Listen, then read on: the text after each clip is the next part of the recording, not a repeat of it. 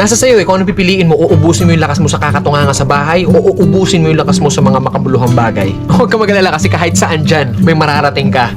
Alam mo na yun.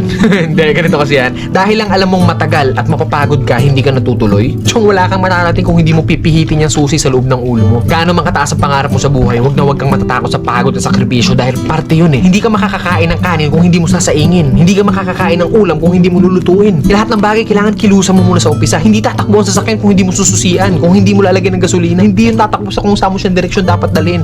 Kailangan kumilos ka. Kailangan ng lakas mo para marating mo kung ano yung gusto mong marating sa buhay. Kasi kung hihiga ka lang dyan, wala mangyayari talaga sa'yo. Hindi po pwede na inaasal natin lahat sa Diyos na parang nasa Diyos, lagi kong idadasal sa Diyos. Hindi po pwede yun. Sabi nga nila, di ba, nasa Diyos ang awa, nasa tao ang gawa. So depende yan sa'yo kung ano yung gusto mong kilos. Sabi nga, work smart, not hard. Hard work nga yung ginagawa mo, pero sablay naman yung mga diskarte mo. Wala rin mangyayari, di ba? Smart move yung ginagawa mo, pero swabe lahat. Kailangan mo lang talaga gamitan ng tamang isip at tamang puso sa lahat ng bagay. Ang pangarap, para kang nagtatanim ng puno. Malaki pangarap mo, malaking puno yung kailangan mong itanim. Hindi naman pwede maghukay ka ng mababaw lang. Hindi naman pwedeng konting tubig lang yung ididalig mo dyan. Kung gusto mo ng malaking puno, malaking trabaho ang kapalit nun. At nasa sayo yun. Then pag nagbunga na yun, hindi po pwede na hayaan mo na lang bumunga yan dyan. Hindi. Kailangan pa rin ng maintenance. Ganun din sa atin. Kung ano yung marating natin, nandoon na tayo sa taas, hindi po pwede na halalan-tutay ka na lang doon sa taas. Pag hindi mo diniligan yung puno, magbunga man siya isang beses lang and then sa susunod hindi na ulit. Ganun yung pwede mangyari pag pinabayaan natin kung ano man yung narating natin sa buhay. Mawawala lahat sa'yo. Sayang yung oras. Oras kasi ilang oras lang ang binigay sa atin dito sa mundo. Depende sa atin kung saan natin yun nilalaan. Huwag ka matakot sa pagod kasi yung pagod isang tulog lang yan. Bukas malakas ka na ulit. Matakot ka sa oras na sinayang mo kasi pag lumipas yan,